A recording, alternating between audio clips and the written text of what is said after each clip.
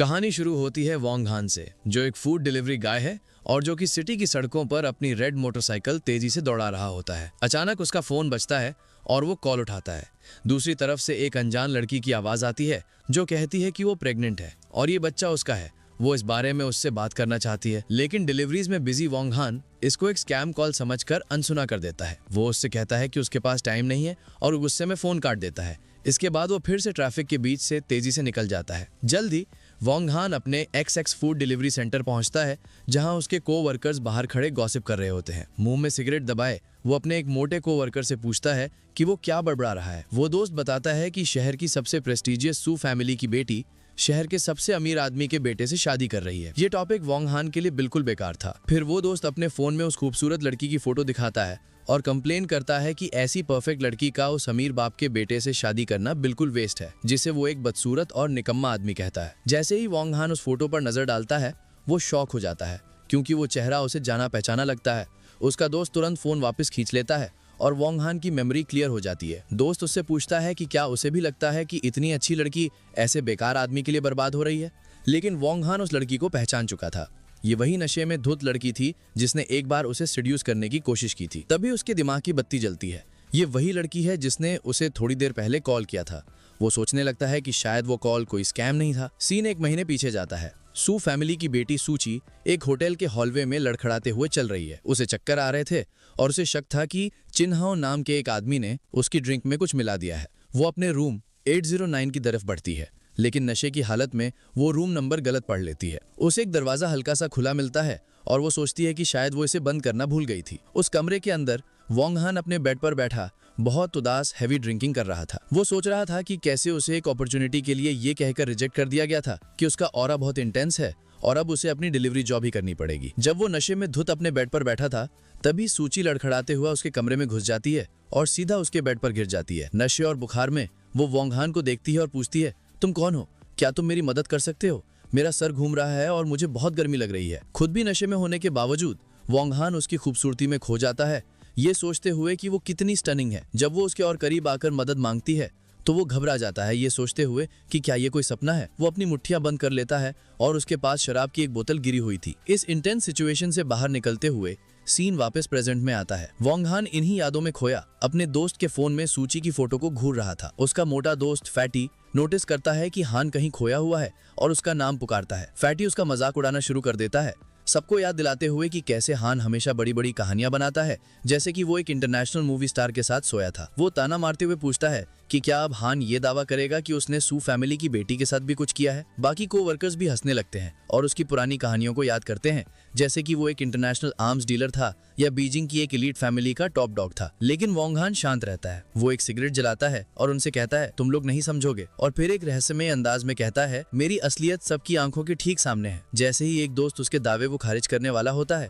उनकी बातें रुक जाती हैं। एक रेड कलर की चमचमाती हुई लग्जरी स्पोर्ट्स कार उनके डिलीवरी सेंटर के सामने आकर रुकती है, जिसे देखकर सभी ड्राइवर्स हैरान रह जाते हैं। ड्राइवर की सीट का दरवाजा खुलता है और एक पतला सा पैर हाई हील के साथ बाहर निकलता है। जो लड़की बाहर आती है वो सूची थी, जो बेहद शांत और एलिगेंट लग रही थी। वोंग हान के को-वर्कर्स उसकी खूबसूरती देखकर दीवाने हो जाते हैं। उनकी आंखें दिल बन जाती हैं और वो उसे टोटल नॉकआउट कहते हैं। जब वो उनकी तरफ बढ़ती है तो एक आदमी उसे फोटो से पहचान लेता है। उन्हें झटका लगता है कि सू फैमिली की वारिस उनके सामने खड़ी है और वो समझ नहीं पाते कि वो उनके इस मामूली से डिलीवरी सेंटर पर क्या कर रही है। सूची वोंग हान के पास आती है, जो कैजुअली स्ट्रेच कर रहा था, और पूछती है, तुम मेरे कॉल्स क्यों नहीं उठा रहे हो? उसके को-वर्कर्स जो अभी उसका मजाक उड़ा रहे थे बिल्कुल सुन पड़ जाते हैं।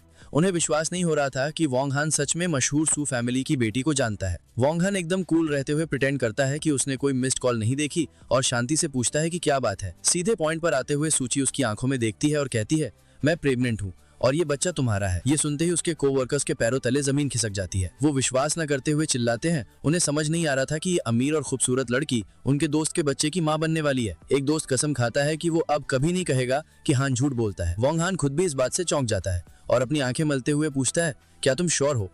सूची एक ठोस एक्सप्रेशन के साथ उसे कहती है कि वो उसके साथ हॉस्पिटल चले, सब प्रूव हो जाएगा। जब वो अपनी कार के पास इंतजार करती है तो उसके को-वर्कर्स उसे तेजी से उसके साथ जाने को कहते हैं। स्ट्रेस्ड वोंग हान जाने का फैसला करता है और अपने एक दोस्त को उसकी शिफ्ट कवर करने के लिए कहता है। फिर वो दोनों उसकी रेड कार में तेजी से निकल जाते हैं, अपने हैरान को-वर्कर्स को पीछे छोड़कर। कार के अंदर का माहौल काफी टेंस था। वोंग हान पूछता है, क्या ये बच्चा सच में मेरा है? सूची रूखेपन से जवाब देती है, मैं इतनी सीरियस बात पर झूठ क्यों बोलूंगी।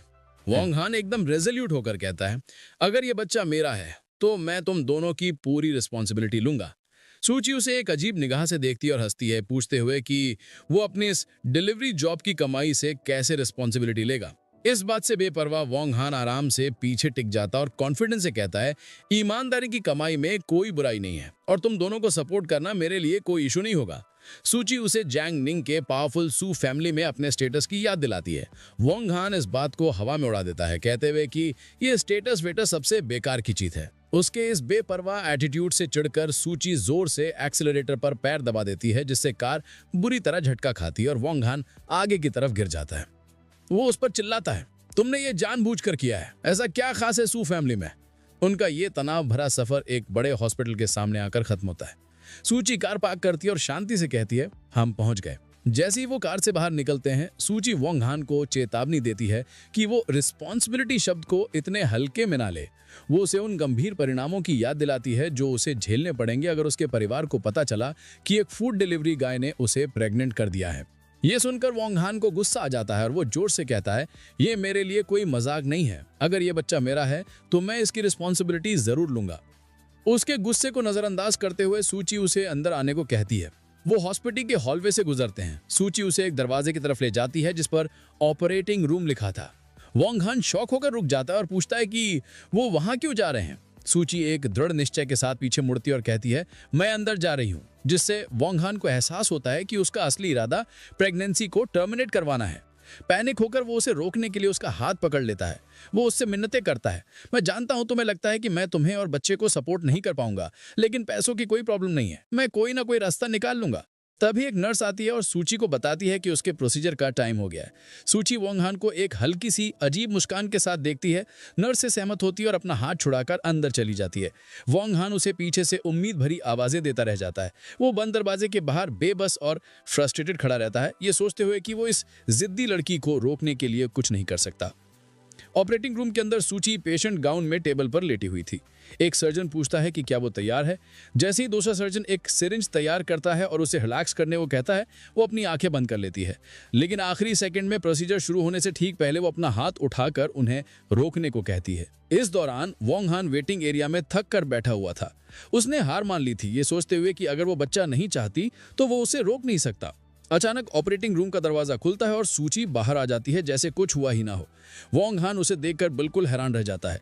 वो अपनी जगह से उछलकर खड़ा हो जाता है और घबराहट में पूछता है कि वो इतनी जल्दी बाहर कैसे आ गई। क्या आजकल सर्जरीज इतनी फास्ट होने लगी हैं? सूची, जिसे कोई फर्क पड़ता दिख नहीं रहा था, परेशान वोंग हान से कहती है कि वो थक गई है और उसे घर छोड़ दे। वोंग हान कॉन्फिडेंस से तैयार हो जाता है, उसके कंधे पर हाथ रखता है और बढ़ा चढ़ाकर कहता है कि वो तो फाइटर जेट भी उड़ा सकता है। इसके बाद वो उसकी रेड स्पोर्ट्स कार की ड्राइवर सीट पर बैठता है और हॉस्पिटल से लुआन नाम के एक अमीर इलाके की तरफ निकल पड़ता है। गाड़ी में जब सूजी आराम कर रही थी, वोंग हान को एक कॉल आता है। दूसरी तरफ से एक आदमी उसे बताता है कि आज रात जियान टावर में एक बिडिंग इवेंट है और ओल्ड मैन चाहते हैं कि वो वहां जाए। कॉल करने वाला ये भी बताता है कि चेंबर प्रेसिडेंट लिन चैंग यान उनकी साइड पर है। वोंग हान शांति से इन इंस्ट्रक्शंस को सुनता है, जिससे उसकी लाइफ की एक पावरफुल और मिस्टीरियस साइड का इशारा मिलता है जिसके बारे में सूची को कुछ नहीं पता था। जल्द ही वो सू फैमिली के एस्टेट के एक बड़े से घर के सामने पहुंच जाते हैं। वोंग हान उनके आने का ऐलान करता है, जिससे सूची जाग जाती है। वो कार से उतरती है और उसे कहती है कि इससे पहले कि उसके घर वाले उसे देखें, वो वहां से चला जाए। वोंग हान नोटिस करता है कि उसका चेहरा पीला पड़ा हुआ है और उसे दरवाजे तक छोड़ने की ऑफर देता है, लेकिन सूची ठंडे अंदाज में उसकी चिंता को रिजेक्ट कर देती है और कहती है कि वो उसके मामलों से दूर रहे। लेकिन जैसे ही वो मुड़ती है, उसकी हील एक दरार में फंस जाती है, जिससे उसका बैलेंस बिगड़ जाता है और वो गिरती हुई चिल्लाती है। कमाल की तेजी के साथ वोंग हान आगे लपकता है और उसे जमीन पर गिरने से ठीक पहले पकड़ लेता है। जब वो उसे उठाने में मदद करता है तो वो उसे अनाड़ी कहकर चिढ़ाता है। गुस्से में सूची उससे पूछती है कि उसने क्या कहा और वो दोबारा कहता है, तुम हद से ज्यादा क्लमजी हो। गुस्से के एक झटके में वो अपनी पूरी ताकत से उसकी कमर पर चिंटी काटती है, जिससे वो दर्द से चिल्ला उठता है। अचानक इतना जोर लगाने से उसकी खुद की तबीयत बिगड़ जाती है और वो दर्द से कराहती है। उसकी तकलीफ देखकर वोंग हान उसे अपनी गोद में उठा लेता है, जिससे सूची सरप्राइज हो जाती है। वो उसे उस शानदार घर के अंदर ले जाता है और नरमी से सोफे पर बिठा देता है। फर्स्ट एड किट खोलकर वो उसके नंगे पैर पर दवा लगाना शुरू करता है, जिसमें गिरने से मोच आ गई थी। वो प्रोटेस्ट करती है, उससे जाने को कहती है, लेकिन वो सख्ती से कहता है हिलना बंद करो। जैसे ही वो उसके टखने पर पट्टी बांध रहा होता है, उन्हें दो औरतें रोक देती हैं जो कमरे में दाखिल हुई थीं। ये दोनों यांग हुई हिन, सूची की माँ, और लिन सिर्फ उसकी बेस्ट फ्रेंड थी। सूची की माँ इस सीन को शॉक में देखती है और पूछती है कि उसकी बेटी क्या कर रही है। वोंग हान और सूची एक साथ एक्सप्लेन करते हैं कि उसके पैर में मोच आ गई है। फिर अपनी हैरान माँ को देखते हुए सूची शांति से ऐलान करती है कि उसका बॉयफ्रेंड बस उसे दवा लगाने में मदद कर रहा था। ये सुनकर वोंग हान के तो होश ही उड़ जाते हैं। उसकी माँ यांग हुई मिन और भी ज्यादा शॉक हो जाती है। यूनिफॉर्म पहने वोंग हान की तरफ कांपती हुई उंगली से इशारा करते हुए चिल्लाती है, क्या ये आदमी सच में तुम्हारा बॉयफ्रेंड है? अपनी बेटी के इस ऐलान से परेशान यांग हुई मिन गुस्से से पूछती है कि ये सब क्या हो रहा है और ये डिलीवरी गाय कौन है? कुछ पल की चुप्पी के बाद सूची अपनी बात से पलट जाती है और जबरदस्ती मुस्कुराते हुए अपनी माँ से कहती है कि वो तो बस मजाक कर रही थी। वो बताती है कि उसके पैर में मोच आ गई थी और इस आदमी ने बस उसे अंदर आने में मदद की। उसकी माँ, जो अब थोड़ा राहत महसूस कर रही थी, सूची से कहती है कि उसने उसे डरा दिया था, उसे याद दिलाते हुए कि वो प्रेस्टिजियस चिन फैमिली में शादी करने जा रही है और कोई भी गलती नहीं कर सकती। वोंग हान, जो अब तक चुप था, माँ के साफ दिखते तुच्छपन से ऑफेंड हो जाता है और पूछता है, एक डिलीवरी गाय होने में क्या बुराई है? यांग हुईमिन हंसती है और चिल्लाती है, तुम एक लो क्लास घटिया आदमी हो जो अपनी औकात से बाहर सपने देख रहा है। सपने देखते रहो। उसकी इस बेइज्जती से वोंग हान के चेहरे पर गुस्से का भाव आ जाता है। इससे पहले कि मामला और बिगड़े, सूची बीच में आती है। वो शांति से वोंग हान को कहती है कि अब वो जा सकता है और उसकी मदद के लिए उसे शुक्रिया कहती है। वह छोटा सा हम कहता है और मुड़कर चला जाता है। जब वो जा रहा होता है, सूची की बेस्ट फ्रेंड लिन शुए उसे एक सोचों में डूबे हुए एक्सप्रेशन से देखती है। उसके जाने के बाद यांग हुई मिन लिन शुए से कहती है कि वो सूची को उसके कमरे में ले जाए। गुस्से में वो किसी को ऑर्डर देती है कि जहां वो गंदा डिलीवरी गाय खड़ा था वहां फ्लोर साफ किया जाए। बाद में उसके बेडरूम में लिन शुए सूची को बेड पर बैठने में मदद करती है और तुरंत उस आदमी के साथ उसके असली रिश्ते के बारे में पूछती है। सूची शुरुआत में दावा करती है कि उनके बीच कुछ नहीं है, लेकिन लिन शुए उसकी बात नहीं मानती, कहते हुए कि वो उसे बेवकूफ नहीं बना सकती क्योंकि जिस तरह से सूची उसे देख रही थी वो कुछ नहीं तो बिल्कुल नहीं था। अपनी दोस्त की समझदारी के सामने हार मानकर सूची सच उगल देती है। वो बताती है कि वो उसके बच्चे की माँ बनने वाली है। ये सुनकर लिन शुए के होश उड़ जाते हैं। वो चिल्लाती है, तुम प्रेग्नेंट हो। वो सूची के फैसले पर सवाल उठाती है, पूछते हुए कि सब लोगों में से एक डिलीवरी गाय ही मिला था। सूची बताती है कि उसने उस दिन बहुत ज्यादा पी ली थी और इसे एक गलती समझकर टाल देती है। लिन शुए उस पर जोर डालती है, पूछते हुए कि अब सूची क्या करने वाली है, उसे याद दिलाते हुए कि वो चिन फैमिली जैसे पावरफुल लोगों से अपनी प्रेगनेंसी हमेशा नहीं छिपा सकती। अपनी दोस्त को हैरान करते हुए सूची मजबूती से कहती है कि उसने बच्चे को रखने का फैसला किया है। लिन शुए को लगता है कि उसकी दोस्त पागल हो गई है। वो उसे समझाने की कोशिश करती है, बताते हुए कि उसने उस आदमी वोंग हान से बात की है और उसने पूरी रिस्पॉन्सिबिलिटी लेने का वादा किया है। लेकिन लिन शुए को इस पर विश्वास नहीं होता। वो सूची पर चिल्लाती है, होश में आओ, तुम सू फैमिली की बेटी हो। वो वोंग हान को एक मामूली डिलीवरी गाय कहकर डिसमिस कर देती है जो उसके लायक नहीं है और चेतावनी देती है कि अगर चिन फैमिली को पता चला तो अंजाम बहुत बुरा होगा। इस लेक्चर से थक कर सूची अपना हाथ उठाकर उसे रोक देती है और कहती है कि वो सब संभाल लेगी। वो टॉपिक बदलती है, पूछते हुए कि लिन शुए सिटी में वापस क्यों आई है। लिन शुए बताती है कि उसके दादा जैंग निंग में एक बड़े इंपॉर्टेंट बिग शॉट से मिलने और आज रात के बिडिंग इवेंट को देखने आए हैं, इसलिए वो उनके साथ आ गई। सूची के ओ कहने पर उसकी दोस्त चिढ़ जाती है। अचानक लिन शुए का एक्सप्रेशन बदलता है और वो कहती है कि उसके पास एक ब्रिलियंट आइडिया है। पास आकर वो सूची के कान में एक भयानक प्लान बताती है। अगर उसका राज खुल गया तो उसे बस ये कहना है कि उस डिलीवरी गाय ने उसका रेप किया था। सूची घिन से जवाब देती है, कितना घटिया आइडिया है। इस बीच वोंग हान सू एस्टेट से निकलकर उस एक्सक्लूसिव विला डिस्ट्रिक्ट में पैदल चल रहा होता है। वो अपना फोन निकालता है और बड़बड़ाता है कि इस एरिया में कोई टैक्सी नहीं मिलती। ठीक तभी एक चमचमाती काली कार उसके पास आकर रुकती है। वोंग हान देखता है कि एक शार्प सूट में एक आदमी कार से बाहर निकलता है। वो बुजुर्ग सिल्वर बालों वाला आदमी वोंग हान के पास आता है और अदब से उसे यंग मास्टर कहकर सलाम करता है। वो आदमी अपना परिचय लिन चिंग यून के रूप में देता है, जो जिलोंग चेंबर ऑफ कॉमर्स का प्रेसिडेंट है, और बताता है कि वो उसे बिडिंग इवेंट तक ले जाने के लिए यहाँ आया है। वोंग हान अब सारी कड़ियों को जोड़ते हुए उस फोन कॉल को याद करता है और कंफर्म करता है कि उसके दादा ने उसे इस अरेंजमेंट के बारे में बताया था। इससे उसकी एक ऐसी छिपी हुई ताकतवर पहचान सामने आती है जिसका उसकी डिलीवरी ड्राइवर वाली लाइफ से दूर दूर तक कोई लेना देना ही नहीं था।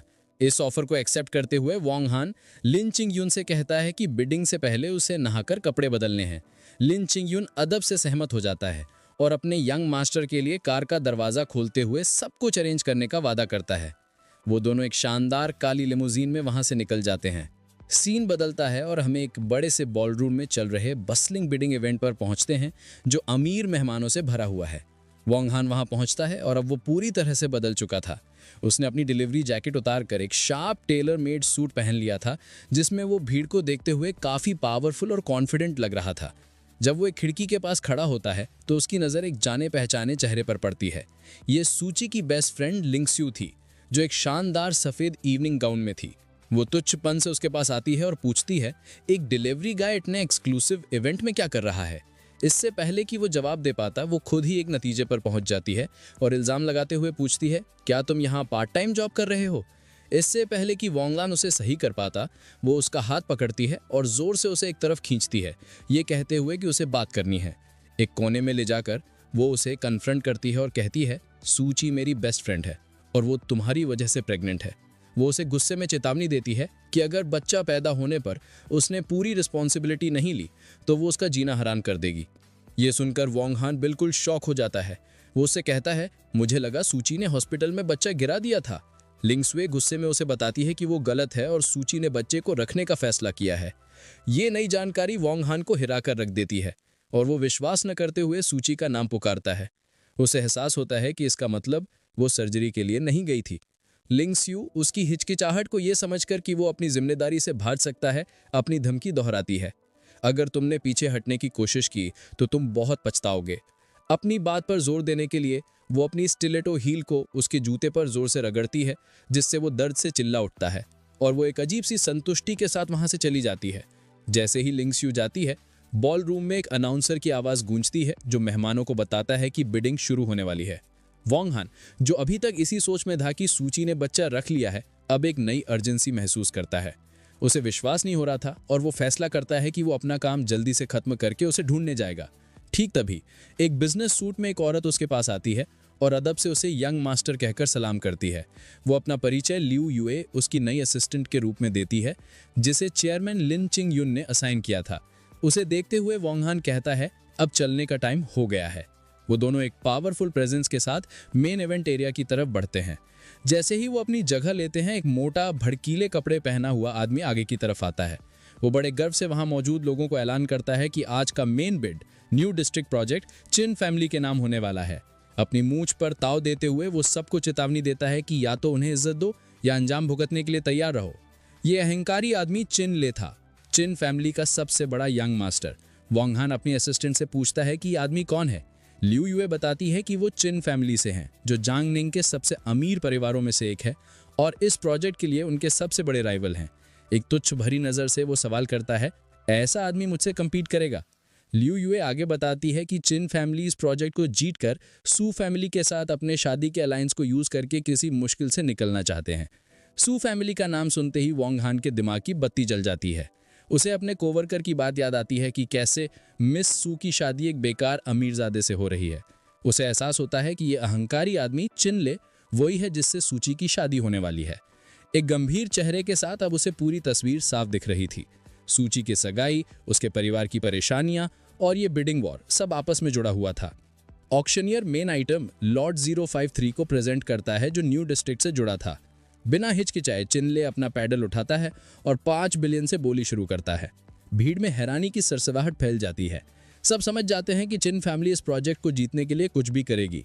वो आपस में फुसफुसाते हैं कि चिन और सू फैमिली की होने वाली शादी के बाद कोई भी उन्हें चैलेंज करने की हिम्मत नहीं करेगा। जैसे ही नीलामी तय हुई लग रही थी, वोंग हान ने शांति से अपना बिडिंग पैडल उठाया और 600 मिलियन की बोली लगा दी। पूरा कमरा सन्नाटे में आ गया और फिर वहां एकदम से खुसुर फुसुर शुरू हो गई। मेहमान सोचने लगे कि आखिर ये हिम्मत वाला आदमी है कौन? शायद कोई बाहर का है जो चिन फैमिली के खिलाफ जाने की जरूरत कर रहा है। उन्हें लग रहा था कि ये प्रोजेक्ट तो चिन्स के लिए पक्का था और वो इस बात को ऐसे ही नहीं जाने देंगे। दूसरी तरफ चिनले का घमंडी चेहरा गायब हो गया और उसकी जगह शुद्ध गुस्से ने ले ली। उसने अपनी मुट्ठी इतनी कस के भींची कि उसके नकल्स सफेद पड़ गए। उसने गुस्से से वोंग हान को घूरा और चिल्लाकर पूछा, तुम होते कौन हो? मौत को बुलावा दे रहे हो क्या? और इस तरह उनके बीच तकरार शुरू हो गई। चिन ले के गुस्से का सामना करते हुए भी वोंग हैन बिल्कुल शांत रहा। उसने आराम से इशारा किया, हम एक ऑक्शन में है, यहां सबसे ऊंची बोली लगाने वाला जीतता है, कोई प्रॉब्लम है क्या? चिन ले, जिसका चेहरा गुस्से से बिगड़ गया था, पलटकर बोला, तुमने सुना नहीं मैंने क्या कहा? यह प्रोजेक्ट चिन फैमिली को चाहिए। पूरे कॉन्फिडेंस के साथ वोंग हैन ने जवाब दिया, मैंने बिल्कुल आराम से सुना, लेकिन इससे मेरा क्या लेना देना?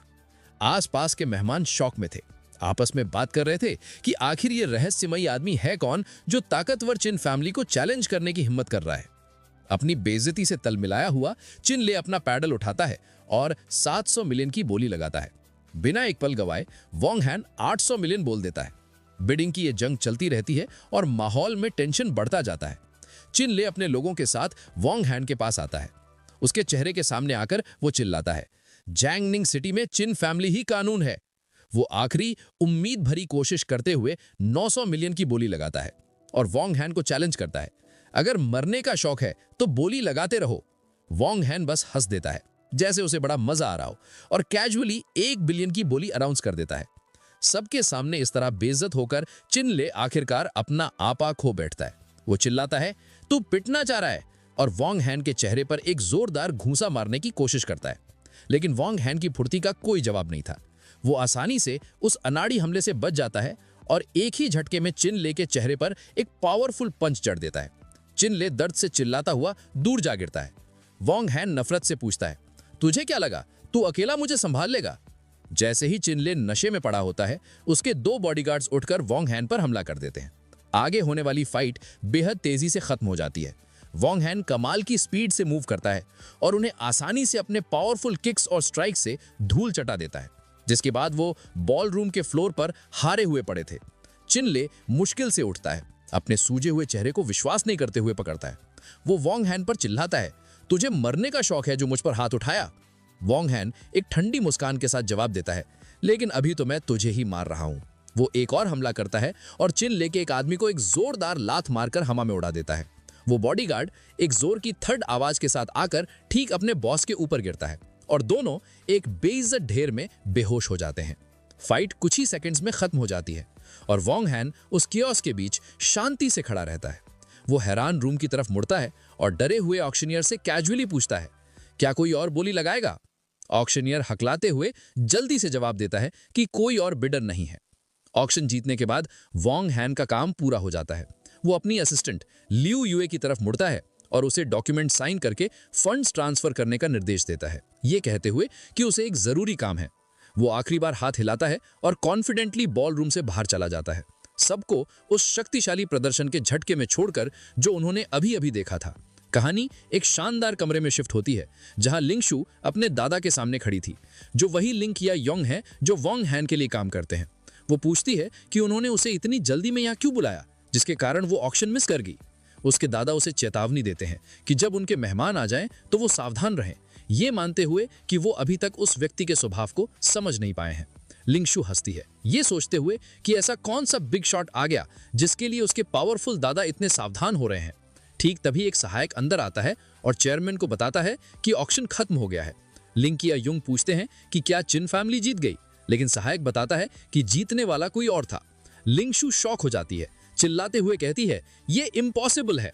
उसे विश्वास नहीं हो रहा था कि प्रोजेक्ट चिन फैमिली के हाथ से निकल गया और सोचती है कि आखिर इतना हिम्मत वाला कौन हो सकता है जो इनसे ये छीन ले। उसके दादा शांति से उसे बताते हैं कि जिस व्यक्ति का वो इंतजार कर रहे हैं वो आ चुका है। अपने फोन को देखते हुए शायद कोई न्यूज अपडेट, लिंगशु कहती है कि ये आदमी तो बहुत ही ज्यादा एरोगेंट है। ये खबर इतनी जरूरी थी कि वो इंतजार नहीं कर सकती थी, इसलिए वो अपने दादा को कहती है कि वो अपनी दोस्त सूची को कॉल करने के लिए बाहर जा रही है। जब वो एक हॉलवे में चल रही होती है तो वो अपने विचारों और फोन कॉल में डूबी हुई थी। वो सोच रही थी कि कैसे चिन फैमिली की हार ने सू फैमिली के साथ उनके प्लान किए गए सहयोग को खतरे में डाल दिया है। अपनी बेस्ट फ्रेंड तक ये खबर पहुंचाने के लिए वो इतनी बेचैन थी कि उसने ध्यान ही नहीं दिया कि वो कहाँ जा रही है। वो सीधे जाकर वोंग हान से टकरा जाती है जो दूसरी दिशा से आ रहा था। टक्कर जोरदार थी और उसके सीने से टकराते ही उसके मुंह से एक हल्की सी चीख निकल जाती है। गुस्से में वो ऊपर देखती है और उसका चेहरा देखकर शॉक हो जाती है। वो उस पर चिल्लाती है, फिर से तुम देखकर नहीं चल सकते क्या, बदबूदार फूड डिलीवरी गाय? लेकिन उसका जरूरी कॉल ज्यादा इंपॉर्टेंट था। वो जल्दी से चुपचाप खड़े वोंग हान की तरफ पीठ करती है और आगे बढ़ती जाती है अपने फोन में सूची को ये जरूरी खबर देने के लिए। वोंग हान बस उसे एक शांत अनजान एक्सप्रेशन के साथ जाते हुए देखता है। लिंग जुए के जाने के बाद वोंग हान लिंग क्युंग युंग से मिलने के लिए अंदर जाता है। वो बुजुर्ग आदमी अदब से उनका स्वागत करता है। वोंग हान कंफर्म करता है कि ऑक्शन में उसका काम हो गया है और फिर कैजुअली उस लड़की के बारे में पूछता है जिससे वो अभी टकराया था। लिंग क्युंग युंग उसे बताता है कि वो उसकी पोती लिंग जुए है और खास तौर पर बताता है कि वो अनमैरिड है। वो उसकी तारीफ करते हुए कहता है कि वो वोंग हान की बहुत बड़ी फैन है और हमेशा से उनसे मिलना चाहती थी। मैच मेकिंग की इस कोशिश पर वोंग हान को हंसी आ जाती है और वो थके हुए अंदाज में कहता है, रहने दो प्लीज। टॉपिक बदलते हुए वोंग हान बैठता है और लिंग क्युंग युंग से पूछता है कि क्या वो सूची को जानता है।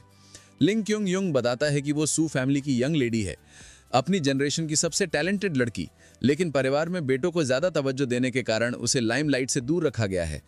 वो कंफर्म करता है कि चिन फैमिली प्रोजेक्ट जीतने के बाद सू फैमिली के साथ शादी का रिश्ता जोड़ना चाहती थी, लेकिन क्योंकि वोंग हान ने बीच में दखल दे दिया, अब वो प्लान डिले हो गया है। क्यूरियस होकर वो उसकी पर्सनल डिटेल्स पूछता है, जैसे कि सूची की डेली लाइफ और रोमांटिक हिस्ट्री। लिंग क्युंग युंग उसे बताता है कि सू फैमिली की परवरिश बहुत सख्त है और सूची का स्वभाव जिद्दी है।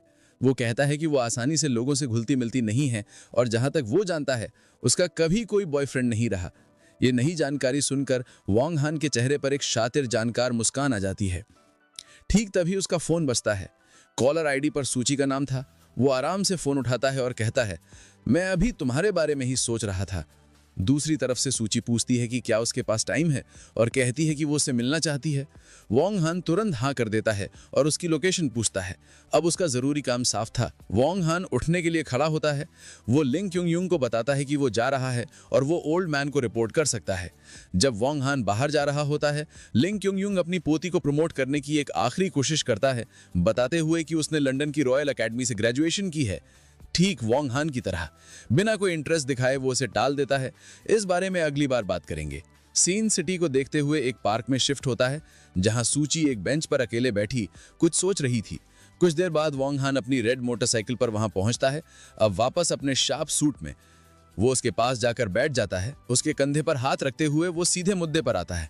वो उससे कहता है कि वो बच्चे के बारे में चिंता ना करे और वो दोनों को सपोर्ट करेगा।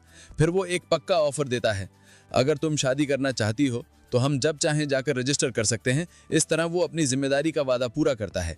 उसके इस कॉन्फिडेंट वादे के बावजूद सूची अभी भी संदेह में थी। एक फीकी मुस्कान के साथ वो उसकी ऐसी कमिटमेंट पूरी करने की क्षमता पर सवाल उठाती है। बेफिक्र होकर वो दूर देखता है और पूछता है, मैं क्या अफोर्ड नहीं कर सकता? अपनी बात साबित करने के लिए सूची अपनी कलाई उठाती है, उसे अपनी महंगी घड़ी दिखाती है और पूछती है कि क्या वो उसकी कीमत जानता है। हैरानी भरी महारत के साथ वोंग हान घड़ी को सही पहचानता है। ये पाशा डे कार्टियर है 42 mm 18K rose gold model और उसकी सही कीमत बताता है 3,52,000।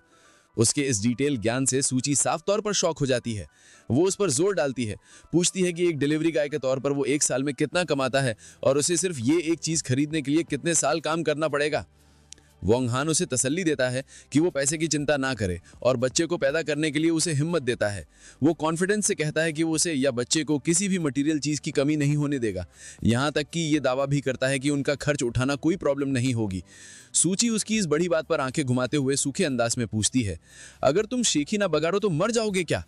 उनकी बातचीत तब रुक जाती है जब सूची का फोन बजता है। वो फोन उठाती है और दूसरी तरफ से उसकी माँ की घबराई हुई आवाज आती है। उसकी माँ उससे जल्दी घर आने को कहती है, उसे बताते हुए कि चिन्हाओ घर पर उनका इंतजार कर रहा है शादी के बारे में बात करने के लिए। सूची शांति से हाँ में जवाब देती है। वोंग हान की तरफ मुड़कर वो उसे घर छोड़ने के लिए कहती है। एक प्यारी सी मुस्कान के साथ वो कहता है, ये तो मेरी खुशकिस्मती होगी। वो उसे मोटरसाइकिल पर बैठने में मदद करता है और वो दोनों तेजी से निकल जाते हैं। सफर के दौरान सूची वोंग हान की पीठ से टिक जाती है और उसके चेहरे पर एक हल्की सुकून भरी मुस्कान आ जाती है जब वो अपनी आंखें बंद करती है, जैसे कि वो काफी संतुष्ट हो। जल्द ही वो सू फैमिली की एस्टेट पर वापस पहुंच जाते हैं। वोंग हान उसे सामने के दरवाजे तक छोड़ता है और जैसे ही वो अंदर आते हैं, सूची अपनी माँ को आवाज लगाती है कि वो घर आ गई है। उसकी माँ यांग हुई तुरंत गुस्से में सामने आती है और अपनी बेटी को इतनी देर तक बाहर रहने के लिए डांटती है, उसे बताते हुए कि चिन हाउ कब से इंतजार कर रहा है। बैकग्राउंड में सूट पहने एक मोटा सा आदमी सोफे पर बैठा हुआ था। सुईची बस इतना कहती है कि वो वॉक पर गई थी। तब उसकी माँ की नज़र उसके पीछे खड़े वोंग हान पर पड़ती है और वो नफरत से पूछती है कि वो किसी को साथ क्यों ले आई, उसे याद दिलाते हुए कि चिन हाओ के साथ उसकी शादी नज़दीक है। सोफे पर बैठा आदमी खड़ा होता है और सुईची को ग्रीट करता है, कंफर्म करते हुए कि वो शादी के मामलों पर चर्चा करने आया था। वो एक चालाक मुस्कान देता है और अपना परिचय चिन हाओ, चिन फैमिली के दूसरे यंग मास्टर के रूप में देता है। अपने मंगेतर चिन हाओ का सामना करते हुए सुईची उनकी शादी को रोकने की कोशिश करती है। वो उससे कहती है कि क्योंकि चिन फैमिली नए डिस्ट्रिक्ट प्रोजेक्ट की बोली हार गई है, उनके परिवार का प्लान किया गया सहयोग अभी तक फाइनल नहीं हुआ है और इसलिए उनकी शादी भी टाल देनी चाहिए। लेकिन चिन हाओ बोली हारने को एक छोटी सी बात कहकर टाल देता है। एक शैतानी मुस्कान के साथ वो जोर देता है कि उन्हें पहले शादी कर लेनी चाहिए और बाकी सब कुछ बाद में नेगोशिएट हो सकता है। उसके विचार उसके असली इरादे जाहिर करते हैं। वो पहले उसे बिस्तर पर ले जाना चाहता है और फिर बाद में फैसला करेगा कि क्या उसे उसके परिवार को जरूरी पैसे देने हैं या नहीं। सुईची की माँ यांग हुए मिन बेबस होकर सिचुएशन को संभालने की कोशिश करती है। वो अपनी बेटी से मिन्नतें करती है, उसे याद दिलाते हुए कि चिन हाओ ने वादा किया है कि जैसे ही वो शादी करेंगे वो सू फैमिली की मदद के लिए 1 बिलियन देगा। लेकिन सुईची तेजी से उसकी बात काट देती है और कुछ मत कहना। एक अटल निश्चय के साथ वो ऐलान करती है कि वो उससे शादी नहीं करेगी। उसके इनकार से उसकी माँ और चिन हाओ दोनों हैरान रह जाते हैं। एक हिम्मत भरा कदम उठाते हुए सुईची वोंग हान के पास जाती है, उसका हाथ पकड़ती है और ऐलान करती है कि वो न सिर्फ चिन हाओ से शादी नहीं करेगी बल्कि वो वोंग हान के बच्चे की माँ भी बनने वाली है। उसकी माँ डग से चीख पड़ती है, अपनी बेटी को पकड़ती और पूछती है, क्या तुम समझ रही हो तुम क्या कह रही हो? ये बताते हुए कि वोंग हान सिर्फ एक फूड डिलीवरी गाय है। सुईची अपनी माँ से मिन्नतें करती है, जोर देकर कहती है कि वो चिन हाओ से जबरदस्ती शादी नहीं करना चाहती और वादा करती है कि थोड़े समय के साथ वो सू फैमिली को उनके संकट से निकाल सकती है। अपनी बेटी के इस शर्मनाक बर्ताव से गुस्सा होकर यांग हुई सुईची को थप्पड़ मारने के लिए हाथ उठाती है, लेकिन इससे पहले कि हाथ उसके चेहरे तक पहुंचता, वोंग हान का हाथ तेजी से आगे बढ़ता है और उसकी कलाई को मजबूती से पकड़ लेता है, थप्पड़ को रोक देता है। वो ठंडे अंदाज में उसकी तरफ देखता है और पूछता है कि जिम्मेदारी से काम करने में क्या बुराई है। फिर वो शर्म का इल्जाम उस पर ही पलट देता है, पूछते हुए कि अपनी ही बेटी को फायदे के लिए एक घटिया आदमी को बेच देना, इसमें कोई शर्म नहीं है क्या? जब वो उसकी पकड़ में छटपटाती है, उस बदबूदार डिलीवरी गाय को उसे छोड़ने के लिए चिल्लाती है। मामला और बिगड़ जाता है। चिन हाओ जो अब तक ये ड्रामा देख रहा था, आखिरकार फट पड़ता है। वो सुईची पर इल्जाम लगाते हुए उंगली उठाता है। उसका चेहरा गुस्से से बिगड़ जाता है और उसे बेशर्म कहता है। वो कहता है कि उसने कभी नहीं सोचा था कि वो इतनी घटिया होगी। वो गुस्से में कहता है कि कैसे उसने एक डिलीवरी गाय को अपने साथ सोने दिया और फिर अपना सारा गुस्सा वोंग हान पर निकालता है, उसे मारने की कसम खाते हुए। सुईची बस पास में खड़ी हैरान और डर से सहमी रह जाती है। इससे पहले कि चिन हाओ कुछ कर पाता, वोंग हान बिजली की तेजी से आगे बढ़ता है। वो चिन हाओ के चेहरे पर एक जोरदार थप्पड़ मारता है, जिससे वो लड़खड़ाता हुआ पीछे जाकर जमीन पर गिर जाता है। फिर वोंग हान हैरान सुईची को अपने पीछे सुरक्षा के लिए खींच लेता है। वो गिरे हुए चिन हाओ को घूरता है और ऐलान करता है कि वो मेरे बच्चे की मां बनने वाली है, इसका मतलब वो मेरी औरत है।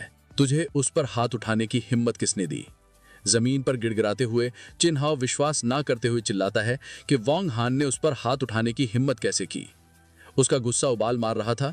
वो पास की टेबल से एक भारी एशट्रे उठाता है और उस जोड़े पर हमला करता है, चिल्लाते हुए, मैं तुम दोनों को मार डालूंगा। एक शांत तसल्ली भरी मुस्कान के साथ वोंग हान सुईची से कहता है कि वो उसके पीछे खड़ी रहे और वो घबराहट में हाँ कह देती है। जैसे ही चिन हाओ एशट्रे घुमाते हुए आगे बढ़ता है, वोंग हान आसानी से हमले से बच जाता है। एक ही झटके में वो चिन हाओ के जबड़े पर एक तबाहकुन घूसा मारता है, जिससे वो पीछे की तरफ उड़ता हुआ गिर जाता है और एशट्रे उसके हाथ से छूट जाती है। जब चिन हाओ नशे में पड़ा होता है, वोंग हान उसके ऊपर खड़ा होता है और ऐलान करता है, तेरी हिम्मत कैसे हुई मेरी औरत को हाथ लगाने की? अभी बात खत्म नहीं हुई थी। वोंग हान उस पिटे हुए आदमी के ऊपर बैठ जाता है, उसे कॉलर से पकड़ता है और कहता है, आज मैं तुझे सबक सिखाऊंगा। वो चिन हाओ के चेहरे पर लगातार कई ब्रूटल घूंसे बरसाता है, उसके शिकार की दर्द भरी चीखों और मदद के लिए गिड़गिड़ाने को नजरअंदाज करते हुए। जैसे ही वो एक और वार के लिए अपनी मुट्ठी उठाता है, सूची उसे रुकने के लिए आवाज देती है। ठीक उसी पल एक शक्तिशाली आवाज गूंजती है, किसने इतनी गुस्ताखी करने की हिम्मत की? एक प्रभावशाली लोगों का ग्रुप अंदर दाखिल होता है, जिनका नेतृत्व एक बुजुर्ग प्रतिष्ठित आदमी कर रहा था, जिसकी लंबी सफेद दाढ़ी थी और हाथ में एक छड़ी थी। सूची उस आदमी को शौक और डर से देखती है और उसे दादा कहकर पुकारती है। परिवार के मुखिया के आने से सब जम जाते हैं। सूची के दादा परिवार के दूसरे सदस्यों के साथ सीन का जायजा लेते हैं। चिन्हाव जमीन पर पिटा हुआ, सूची एक अनजान आदमी के साथ और उसकी मां शौक में। उस बुजुर्ग आदमी का चेहरा गंभीर था। जब उसने ऐलान किया कि उसने सब कुछ सुन लिया है, वो अपनी तेज नजर अपनी पोती पर घुमाता है और अपनी छड़ी जमीन पर पटकते हुए पूछता है, क्या ये सच है कि तुम इस डिलीवरी गाय के बच्चे की मां बनने वाली हो? धीमी हारी हुई आवाज में सूची कंफर्म करती है कि ये सच है। ये इकरार सू परिवार में पैनिक फैला देता है। वो चिल्लाते हैं कि ये सिचुएशन बिल्कुल बर्दाश्त के बाहर है और वो शक्तिशाली चिन परिवार को नाराज नहीं कर सकते। उसके दादा, जिनका चेहरा गुस्से से लाल हो गया था, गरजते हैं कि इसका एक ही समाधान है, बच्चे को तुरंत गिरा दिया जाए। लेकिन चिन्हाव मुश्किल से उठता है और असहमति जताता है। वो चिल्लाता है कि अगर वो बच्चा गिरा भी दे तो उसकी जैसी गंदी औरत कभी उसके परिवार के घर में कदम नहीं रखेगी।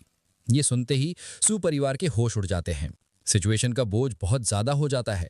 वो रोने लगते हैं कि सब कुछ खत्म हो गया, एक दूसरे पर सूची को बिगाड़ने का इल्जाम लगाते हुए और अफसोस करते हुए कि अब सू परिवार बर्बाद हो गया है। सूची उनके इल्जामों के बीच शांति से खड़ी रहती है। उसका चेहरा दुख से भरा हुआ था। आखिरकार वो भी फट पड़ती है।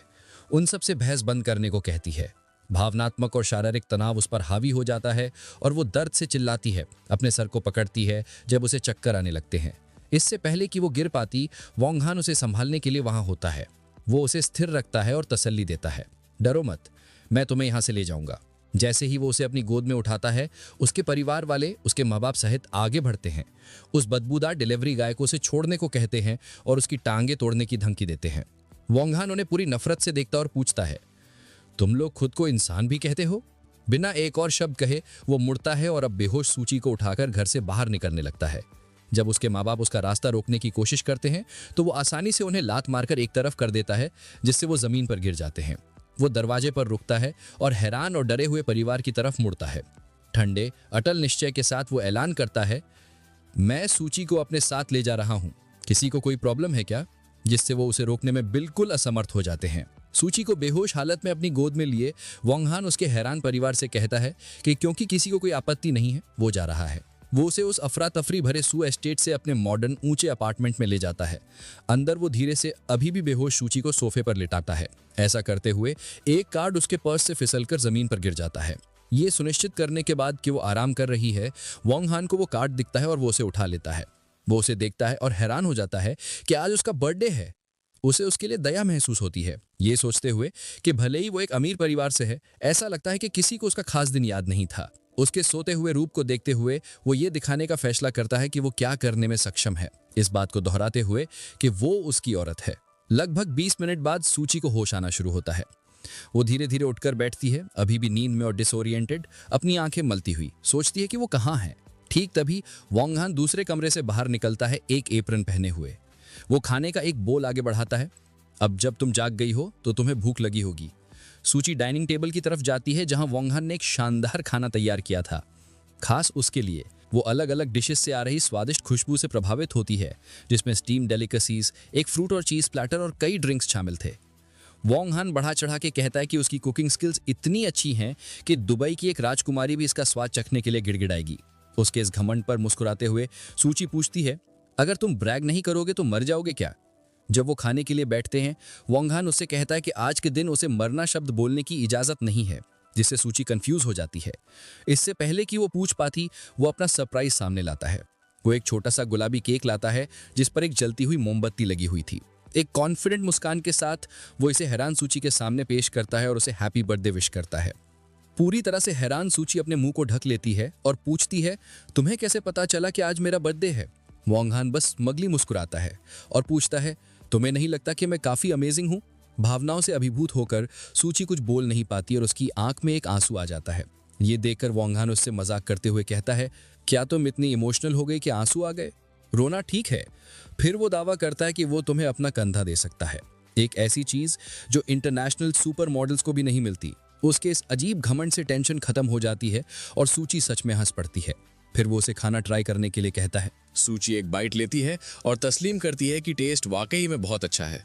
वोंग हान अपने यूजुअल एरोगेंस के साथ जवाब देता है, ऑफ कोर्स। कुछ देर दोनों साइलेंटली खाते हैं।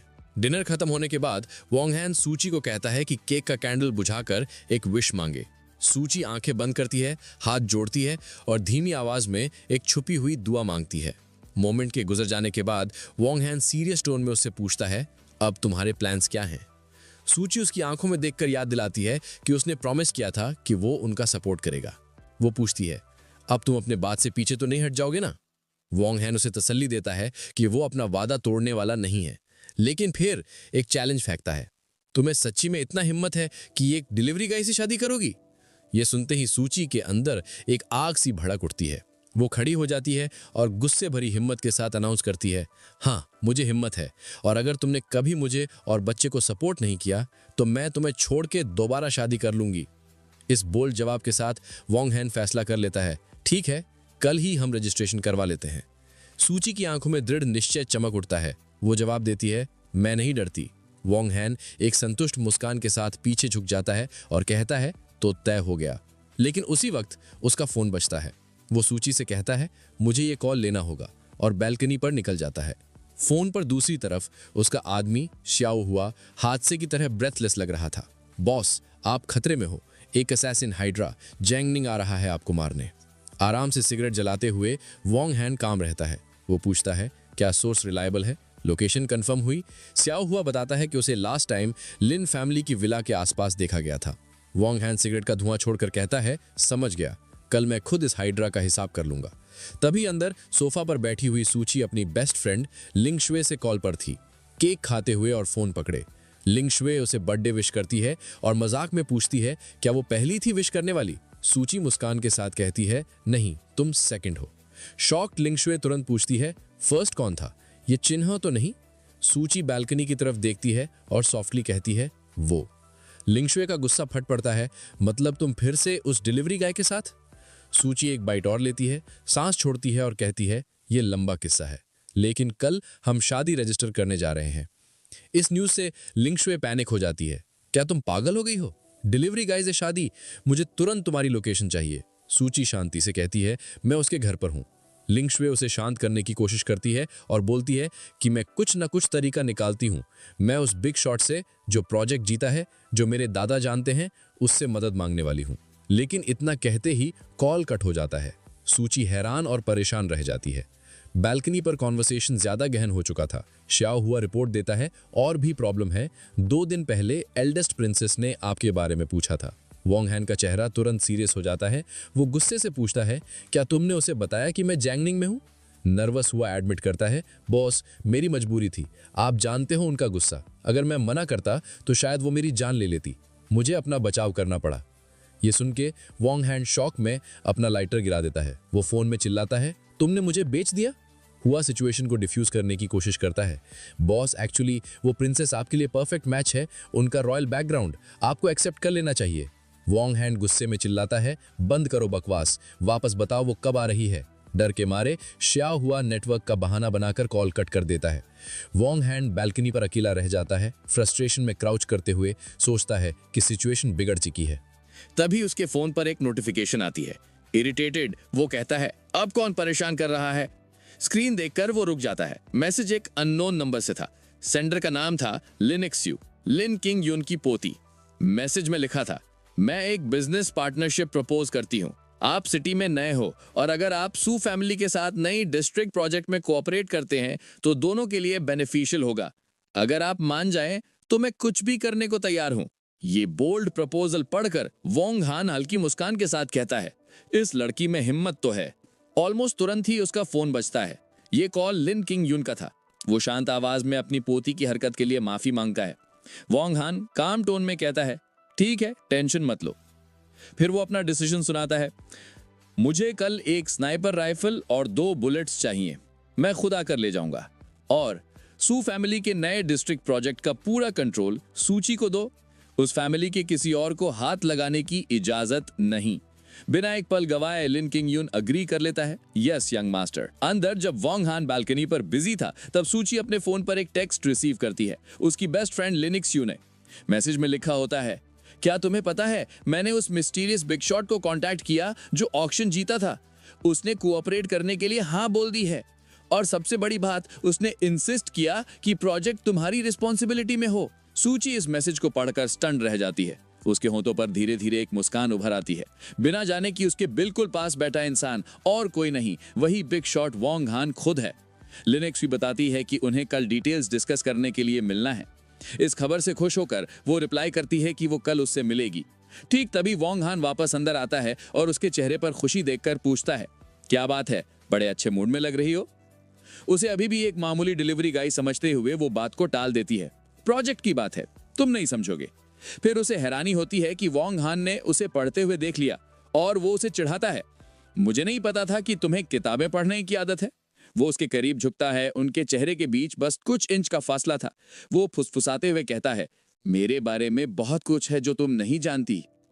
उसकी इतनी नजदीकी से सूची घबरा जाती है, उसका चेहरा लाल हो जाता है और वो हकलाते हुए पूछती है, ये तुम क्या कर रहे हो?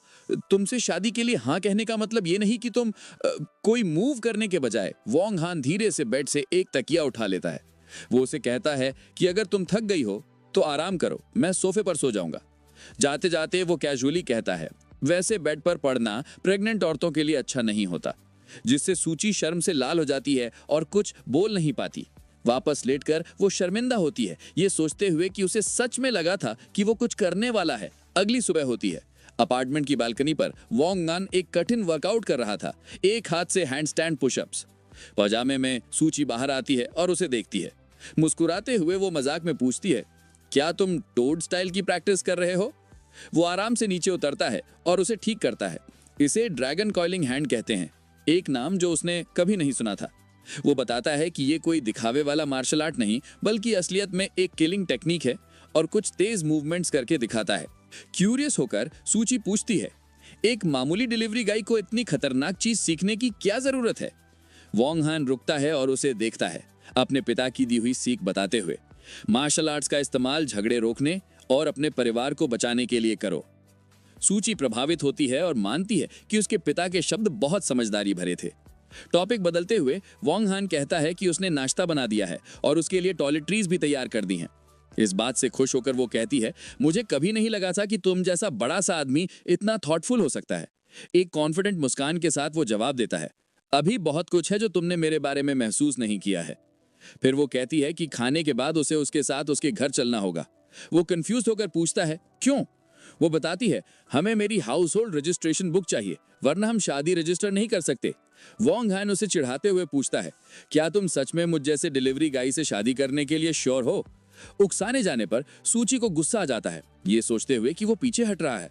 वो चिल्लाती है, मैं नहीं डरती, जल्दी करो ताकि हम तुरंत शादी रजिस्टर कर सकें। जब वो उसकी मोटरसाइकिल की तरफ जा रहे होते हैं तो सूची एक प्रैक्टिकल सवाल उठाती है, क्या हमें पहले तुम्हारे माता पिता से मिलना चाहिए? वोंग हान इस बात को टाल देता है, कोई जरूरत नहीं, हम बच्चा पैदा होने के बाद इस बारे में बात कर सकते हैं।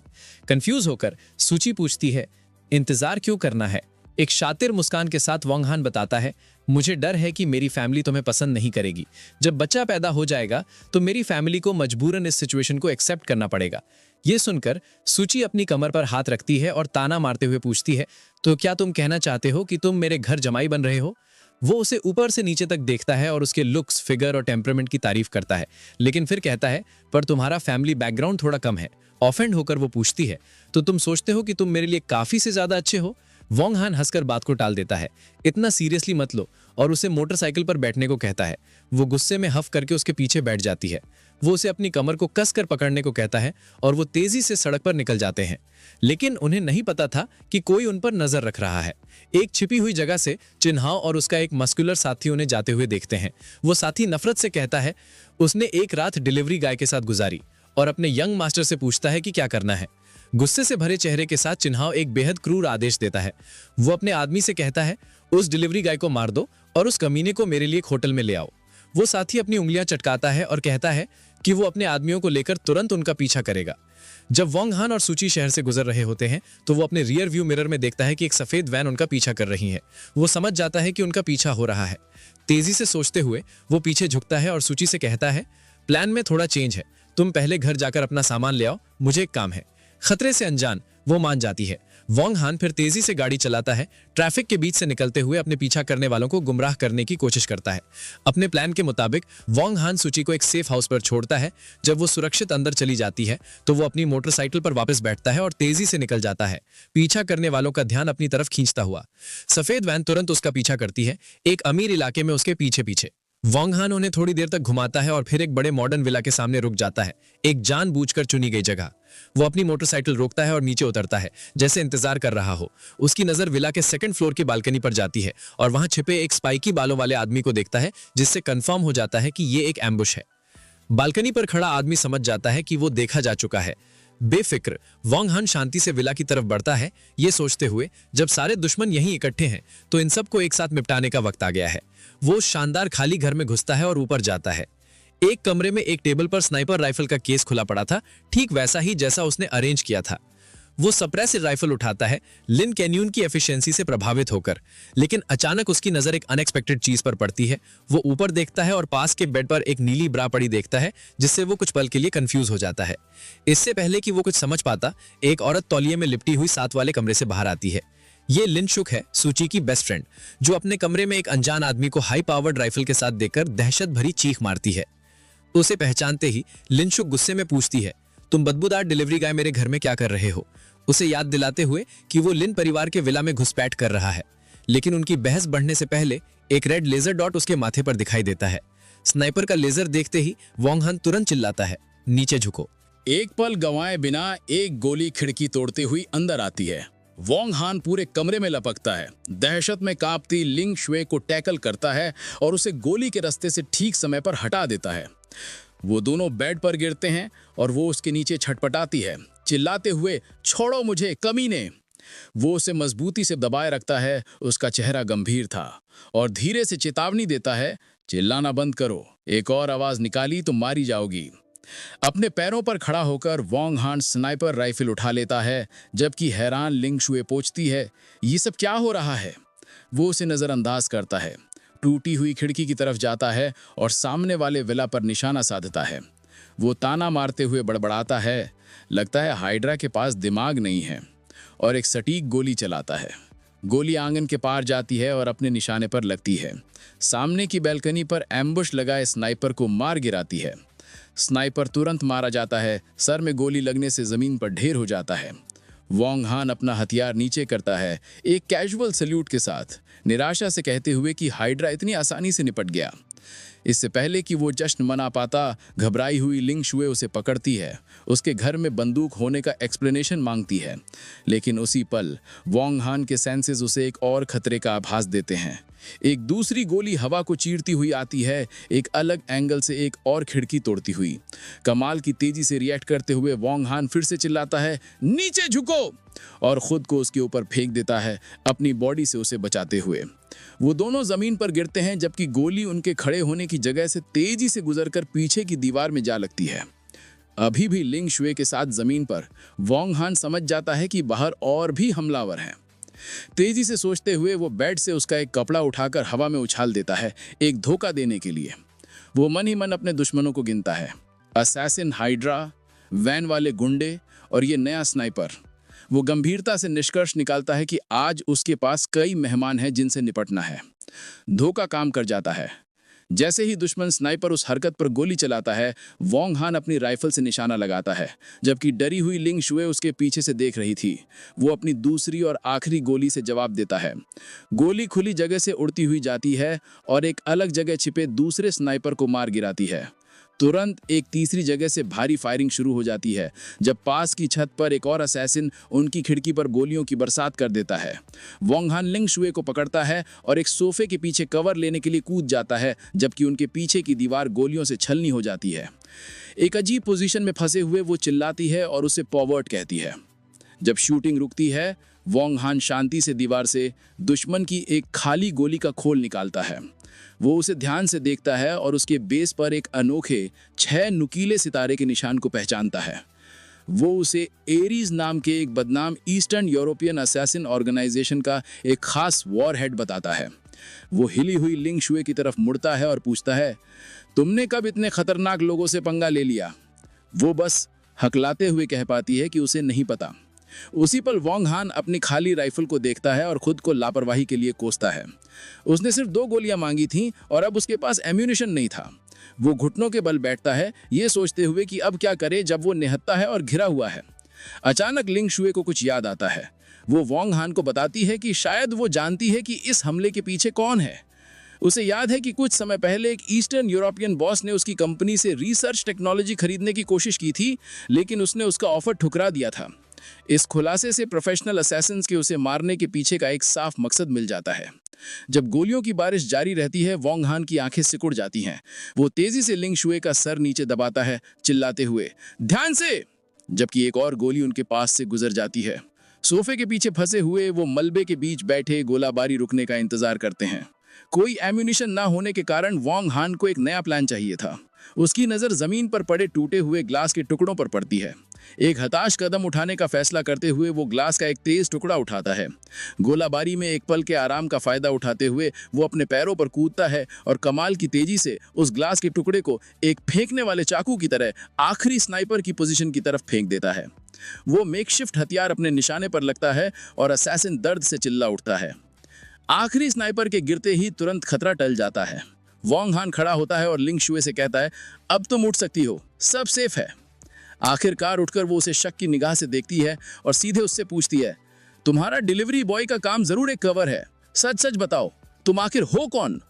वोंग हान ठंडे अंदाज में उसके सवाल को टाल देता है, तुम्हें मेरी पहचान जानने की जरूरत नहीं है। उसकी इस रहस्यमयता से गुस्सा होकर वो उसे धमकी देती है कि वो सूची को सब कुछ बता देगी, लेकिन वो तेजी से अपने होठों पर उंगली रखता है उसे चुप कराने के लिए। उसका चेहरा गंभीर हो जाता है जब वो उसे चुप रहने की चेतावनी देता है। बाहर से कुछ आवाज आ रही है। लिंग शुए के चेहरे पर दहशत छा जाती है जब वो पूछती है, क्या अभी और दुश्मन बाकी हैं? घबराकर वो उसे पकड़ लेती है और पूछती है, अब हम क्या करेंगे? वो शांति से कहता है, चिंता मत करो, मैं जाके देखता हूं। इस बीच नीचे चिन हाओ के 3 गुंडे बड़े बड़े चाकुओं के साथ विला में घुस जाते हैं। उनमें से एक वोंग हान को पहचान लेता है और सोचता है, एक डिलीवरी बॉय ऐसी जगह क्या कर रहा है? लीडर हंसता है, ये मानते हुए कि वो जरूर एक मामूली चोर होगा। ठीक तभी वोंग हान सीढ़ियों के ऊपर दिखाई देता है। वो हथियारबंद घुसपैठियों को नीचे देखता है और एक कैजुअल वेव के साथ उनका स्वागत करता है। एक कॉन्फिडेंट मुस्कान के साथ वो शांति से उन 3 हथियारबंद आदमियों से पूछता है, क्या तुम लोग मुझे ढूंढ रहे हो? मस्कुलर लीडर अपना चाकू वोंग हान की तरफ करता है, कहते हुए, हम भाई हाओ के आदमी हैं, हमें चिन हाओ ने भेजा है। वो वोंग हान पर उनके बॉस की औरत सूची के साथ सोने का इल्जाम लगाता है, जबकि दूसरा गुंडा बेसब्री से कहता है, बातें बंद कर और सीधे इसकी टांगें तोड़ दे। बिल्कुल बेफिक्र वोंग हान बस पूछता है, तो तुम लोग इस बारे में क्या करने वाले हो? उसके इस घमंड से गुस्सा होकर गुंडे गालियां देते हुए आगे बढ़ते हैं। फाइट बेहद छोटी थी। वोंग हान कमाल की तेजी से मूव करता है। पहले हमलावर को एक शक्तिशाली लात से रोकता है जो उसके चेहरे पर लगती है और उसका सर पीछे की तरफ मुड़ जाता है। कुछ ही सेकंड्स में 2 गुंडे बेहोश हो जाते हैं। सिर्फ उनका हैरान लीडर बचता है। वो मस्कुलर गुंडा विश्वास न करते हुए घूरता है, डिलीवरी गाइस के स्टैंडर्ड्स इतने हाई कब से हो गए? ये समझते हुए कि उसका सामना एक ट्रेंड मार्शल आर्टिस्ट से है। एक मामूली डिलीवरी गाय से हार ना मानते हुए वो गुस्से में चिल्लाता है और अपने चाकू के साथ वोंग हान पर हमला करता है। वोंग हान आसानी से उस अंधाधुंध वार के ऊपर से कूद जाता है और एक ही झटके में उस आदमी के हाथ पर एक तबाहकुन लात मारता है। इस वार से चाकू हवा में उड़ जाता है और गुंडा जमीन पर गिर जाता है। तीनों हमलावरों के हारने के बाद वोंग हान बिखरे हुए शरीरों के बीच खड़ा था। लिंग शु, जो सीढ़ियों के ऊपर से ये फाइट देख रही थी, आखिरकार दहशत में चिल्ला उठती है। इस आवाज से नीचे पड़ा लीडर, जो पिटा हुआ था लेकिन होश में था, अलर्ट हो जाता है। उसके चिल्लाने से गुस्सा होकर वो उठने की कोशिश करता है और एक मौका देखता है निहत्थी लिंग शु की तरफ लपकता हुआ। इससे पहले कि वो रिएक्ट कर पाती, वो उसे पकड़ लेता है और अपना चाकू उसके गले पर रख देता है, उसे बंधक बना लेता है। वो वोंग हान को घूरता है, अगर एक भी कदम आगे बढ़ाया तो इसे मार डालूंगा। डरी हुई लिंग शु उसे चेतावनी देती है, अगर तुमने मुझे हाथ लगाया तो मेरे दादा तुम्हें नहीं छोड़ेंगे। लेकिन वोंग हान बिल्कुल शांत रहता है। वो गुंडे को देखता है और एक ठंडी भावनाहीन आवाज में कहता है, मार दे, आगे बढ़। लिंग शु के गले पर लगे चाकू को नजरअंदाज करते हुए वोंग हान धीरे धीरे उस घबराए हुए गुंडे की तरफ बढ़ता है, उसे ताना मारते हुए, अब तक अपनी धमकी पर अमल क्यों नहीं किया? जब वोंग हान लगातार आगे बढ़ता रहता है तो वो ठंडे अंदाज में पूछता है, क्या तू डर गया? वो गुंडा पसीने से तरबतर और डरा हुआ उसे रुकने के लिए चिल्लाता है। एक पलक झपकते ही वॉन्ग हैन उनके बीच की दूरी को एक झटके में तय कर लेता है। इससे पहले कि गुंडा रिएक्ट कर पाता, वॉन्ग हैन तलवार के फ्लैट हिस्से को अपने अंगूठे और उंगली के बीच पकड़ लेता है, हथियार को पूरी तरह से रोक देता है। वो गुंडे को नफरत से देखता है और पूछता है, तुझे सच में लगता है कि तू इतना काबिल है कि मेरे सामने तलवार चला सके? गुंडा वॉन्ग हैन की इस असंभव ताकत से शॉक हो जाता है, दहशत में समझते हुए कि वो तलवार को हिला भी नहीं सकता। वॉन्ग हैन उसका मजाक उड़ाता रहता है, फिर से पूछते हुए, अब क्यों नहीं करता अपना काम? फिर सिर्फ अपनी उंगलियों के एक झटके से वो उस स्टील के ब्लेड को तोड़ देता है। मेटल के टुकड़े हवा में उड़ते हैं, जबकि गुंडा और लिंगशु हैरान होकर देखते रह जाते हैं। इससे पहले कि गुंडा संभल पाता, वॉन्ग हैन उसे गले से पकड़ता है, उसे जमीन से ऊपर उठा लेता है और पूछता है, तो जैसा सड़ा हुआ झींगा मेरे सामने लड़ने के लायक भी है क्या? दम घुटने से गुंडा खुद को बचाने के लिए कहता है कि वो शक्तिशाली ब्लैक ड्रैगन सोसाइटी का मेंबर है। वॉन्ग हैन इससे बिल्कुल भी प्रभावित नहीं होता और उसे टालते हुए पूछता है, तो क्या? और उस आदमी का सर जमीन पर पटक देता है, उसे बेहोश कर देता है। लेकिन गुंडा अचानक होश में आता है और एक नई चाल चलता है। वो उठकर गिड़गिड़ाने लगता है, वॉन्ग हैन से कहते हुए कि वो अपराध के रास्ते पर ना जाए। इस अजीब अपील का कोई असर नहीं होता। वॉन्ग हैन उस आदमी के चेहरे पर एक बेहद क्रूर लात मारता है, जिससे वो दर्द से चिल्ला उठता है और उसके मुंह से खून निकलता है। पूरी तरह से टूटा हुआ गुंडा दया की भीख मांगता है। वो वॉन्ग हैन से रुकने की मिन्नत करता है, एक झूठी कहानी बनाते हुए कि उसकी 80 साल की मां है। आखिरी उम्मीद भरी कोशिश में वो वॉन्ग हैन को बताता है कि उसके पास एक जरूरी जानकारी है। उसके ऊपर खड़े होकर वॉन्ग हैन उस पिटे हुए गुंडे को उसके आखिरी शब्दों के लिए 3 सेकंड देता है। वो आदमी तेजी से अपनी जरूरी जानकारी बताता है। ब्रदर हाउ चिन हाउ सूची को ढूंढने चले गए हैं और अगर तुम जल्दी नहीं गए तो बहुत देर हो जाएगी। ये खबर वॉन्ग हैन को हिलाकर रख देती है। गुस्से में कि गुंडे ने उसे ये जरूरी जानकारी पहले क्यों नहीं बताई, वो एक आखिरी जोरदार लात मारता है, उसे पूरी तरह से बेहोश कर देता है। ठीक तभी उन्हें दरवाजे पर जोर से खटखटाने की आवाज आती है। बाहर से आवाज आती है, हम पुलिस हैं। ये समझते हुए कि उसे तुरंत निकलना होगा, वॉन्ग हैन लिंगशु से कहता है, मैं सूची को ढूंढने जा रहा हूं, ये सिचुएशन मैं तुम्हारे हवाले कर रहा हूं। वो उसे एक आखिरी इंस्ट्रक्शन देता है, किसी को मत बताना कि मैं यहां था। जब वो भाग के जा रहा होता है तो वो कहती है, जाओ, उसे विश्वास दिलाते हुए कि उसे पता है क्या कहना है। एक पल बाद 2 पुलिस ऑफिसर विला में घुस जाते हैं। लीड ऑफिसर लिंगशु को अपना बैज दिखाता है और पूछता है कि क्या हुआ। जब 2 पुलिस कार बाहर आकर रुक जाती हैं तो वो बताना शुरू करती है कि वो नहा रही थी जब 3 आदमी चाकुओं के साथ अंदर घुस आए। उसके बयान के बाद पुलिस तीनों बेहोश गुंडों को अरेस्ट कर लेती है। एक ऑफिसर अपने कैप्टन को रिपोर्ट करता है कि उन्हें सामने वाले विला में 2 लाशें मिली हैं, वो स्नाइपर्स जिन्हें वॉन्ग हैन ने मारा था, और कि वो मामूली लोग नहीं लग रहे हैं। शॉक होकर कैप्टन अपने आदमियों को सबको और सब कुछ स्टेशन ले जाने का आदेश देता है। इस बीच सूची एक बेडरूम में गुस्से से भरे चिन्हाव से घिरी हुई थी। वो अपने शैतानी इरादे जाहिर करता है, उसे उस समय की याद दिलाने के बाद जब उसने उसकी ड्रिंक में नशा मिलाया था, और डींग हाँकते हुए कहता है कि अब वो उस पर जबरदस्ती करेगा। डरी हुई सूची उसे बाहर निकलने को कहती है, लेकिन वो और गुस्सा हो जाता है। वो हंसते हुए कहता है, मैंने उस डिलीवरी गाय को मारने के लिए आदमी भेज दिए हैं, और जब वो अपना काम खत्म कर लेंगे तो वो उसके सामने सूची के साथ जबरदस्ती करेगा। आखिरी हमले की तैयारी करते हुए वो कसम खाता है, मैं आज तुम्हारे साथ खेल कर तुम्हें मार डालूंगा। चिन्हाव छटपटाती हुई सूची को बेड पर दबोच रहा था। वो उससे छोड़ने की गुहार लगाती है, लेकिन वो ताना मारता है, जितना चिल्लाना है चिल्ला लो, क्योंकि कोई तुम्हें बचाने नहीं आएगा। वो एक शैतानी मुस्कान के साथ कहता है कि डिलीवरी गाय अपने ही मसलों में उलझा हुआ है और आज वो उसकी इज्जत लूटेगा। जैसे ही वो झुकता है, एक जोरदार थप्पड़ उसके चेहरे पर पड़ता है, जिससे उसका एक दांत टूटकर हवा में उछल गया। चिन्हाव लुढ़कता हुआ कमरे के दूसरे कोने में जा गिरा। दरवाजे पर वॉन्ग हान खड़ा था, जो गिरे हुए चिन्हाव को देखकर ठंडे अंदाज में कहता है, लगता है तू जीने से उब गया है, जो तूने मेरी औरत पर हाथ डालने की हिम्मत की। अपने घुटनों के बल उठकर और अपने सूजे हुए चेहरे को पकड़कर चिन्हाव गुस्से में पूछता है, डिलीवरी गाय, तू जानता है मेरा बाप कौन है? इस बात से बेपरवाह वॉन्ग हान कहता है, तेरा बाप कोई भी हो, उसे तेरे जैसे बेटे की हरकतों की कीमत चुकानी पड़ेगी। गुस्से में चिन्हाव उठता है और चिल्लाते हुए कहता है, मेरा बाप चिन गैंग है, जैंगनिंग शहर का सबसे अमीर आदमी, उसके खिलाफ जाना मौत को बुलावा देना है। फिर वो हमला करने के लिए आगे बढ़ता है। वॉन्ग हान आसानी से उस अनाड़ी हमले से बच जाता है और एक जोरदार लात मारता है, उसे लूजर कहकर खारिज कर देता है। इस वार से चिन्हाव उड़ता हुआ एक फर्नीचर से टकराता है और पूरी तरह बेहोश हो जाता है। वॉन्ग हान फिर सहमी हुई सूची की तरफ मुड़ता है और नरमी से कहता है, डरो मत, सब खत्म हो गया है। वो उसे एक सुरक्षात्मक एहसास के साथ गले लगा लेता है, जबकि वो कहती है कि वो कितनी खुश है कि वो आ गया।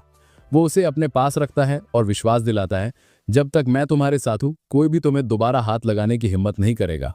इस बीच पिटा हुआ चिन्हाव मुश्किल से उठता है और कमरे से बाहर लड़खड़ाता हुआ निकल जाता है और एक आखिरी धमकी बुदबुदाता है, बस इंतजार करो बदबूदार डिलीवरी गाय। जब तुरंत का खतरा टल जाता है तो सूची वोंग हान को देखती है और पूछती है, टाइम क्या हुआ है? कंफ्यूज होकर वो पूछता है, क्या हुआ? वो बताती है कि वो अपनी कंपनी में एक जरूरी मीटिंग के बारे में भूल ही गई थी और पूछती है कि क्या वो उसके साथ चलेगा। एक गर्मजोशी भरी मुस्कान के साथ वोंग हान बिना हिचकिचाए हाँ कह देता है, मैं तुम्हारे साथ कहीं भी चलूंगा।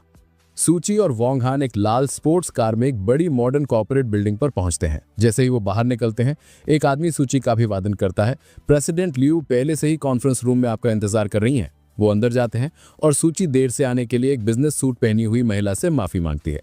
वो महिला प्रेसिडेंट लियू और कोई नहीं बल्कि वोंग हान की असिस्टेंट लियू यूए थी। वो उसे देखकर चौंक जाती है और लगभग उसे यंग मास्टर कहने ही वाली थी, लेकिन वोंग हान तेजी से एक इशारे से उसे रोक देता है। तेजी से सोचते हुए वो उसके कंधे पर हाथ रखता है और ऐसे प्रिटेंड करता है जैसे वे पुराने क्लासमेट्स हों। इससे सूची हैरान रह जाती है, जिसे विश्वास नहीं हो रहा था कि वोंग हान और शक्तिशाली प्रेसिडेंट लियू एक दूसरे को जानते हैं। सूची इस इत्तेफाक पर कमेंट करती है और लियू यूए घबराहट में हाँ कहती है।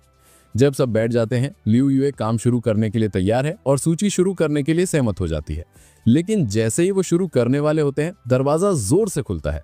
सूची के दादा, उसके पिता और सू परिवार के 2 और आदमी अंदर आते हैं, प्रेसिडेंट लियू की चापलूसी करते हुए, और कहते हैं कि वो कितने सम्मानित महसूस कर रहे हैं। वो जोर देते हैं कि इतने जरूरी प्रोजेक्ट के लिए वो लापरवाही नहीं कर सकते। चौंकी हुई सूची अपने दादा से पूछती है कि वो यहाँ क्यों है और लियू यूए अदब से उनका अभिवादन करती है। दादा बताते हैं कि वो नए डिस्ट्रिक्ट प्रोजेक्ट को लेकर इतने एक्साइटेड थे कि वो सीधे यहाँ चले आए। उनका दोस्ताना बर्ताव तब गायब हो जाता है जब उनकी नज़र वोंग हान पर पड़ती है। वो गुस्से में सूची से पूछते हैं, तुम इतनी ज़रूरी मीटिंग में एक बाहर वाले को क्यों लाई हो? सूची अपनी बात पर अडिग रहती है, अपने दादा को याद दिलाते हुए, क्योंकि मैं इस प्रोजेक्ट की इंचार्ज हूं तो ये मेरा हक है कि मैं किसे साथ लाऊं। इससे उसके पिता सू जानविया गुस्से में हो जाते हैं, जो उस पर चिल्लाते हैं, कब से तुम कंपनी के लिए बोलने लगी हो? वो उसे नीचा दिखाते हुए कहते हैं, तुम्हारे पास कोई क्वालिफिकेशन नहीं है, अपनी सीट अपने भाई के लिए छोड़ दो और जाओ प्रेसिडेंट लियू के लिए पानी लेकर आओ। आखिर में एक और आदमी सूची का अंकल सू जियानझांग आखिरी वार करता है। वो घमंड से सूची से कहता है, अब से कंपनी के सारे मामले सूले को सौंप दिए जाने चाहिए। तुम्हारी शादी जल्द ही होने वाली है, अपनी जगह समझो।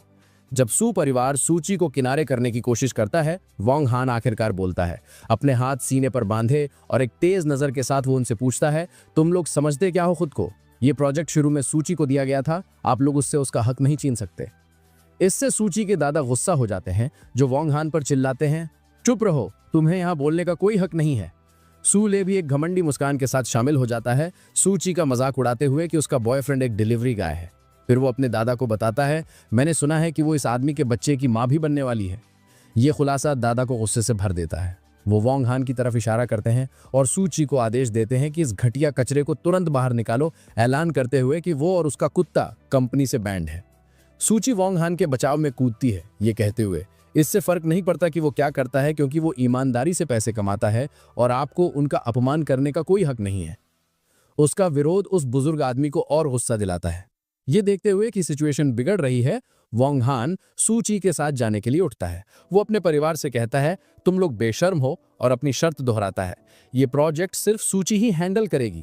दादा उससे भिड़ जाते हैं, एक मामूली डिलीवरी गाय को डिमांड रखने का क्या हक है? जवाब देने के बजाय वोंग हान घबराई हुई लियू ये की तरफ मुड़ता है। वो उसे आराम से ओल्ड क्लासमेट कहता है और उसे एक एहसान करने को कहता है। वो कहता है, सूची मेरी मंगेतर है और ये प्रोजेक्ट सिर्फ उसे ही दिया जाना चाहिए। उसकी कमांडिंग नजरों के दबाव में लियू यूए ना चाहते हुए भी मान जाती है। सूले चौंक जाता है और बहस करने की कोशिश करता है, प्रेसिडेंट लियू को बताते हुए कि सूची गैर जिम्मेदार है और कंपनी के बारे में कुछ नहीं जानती। जोर देकर कहते हैं कि वो एक बेहतर विकल्प होगा, लेकिन लियू यूए वोंग हान के आदेशों का पालन करते हुए उसे नजरअंदाज करती है और सीधे दादा से बात करती है। वो कहती है कि उसकी कंपनी सिर्फ सूची के साथ काम करेगी।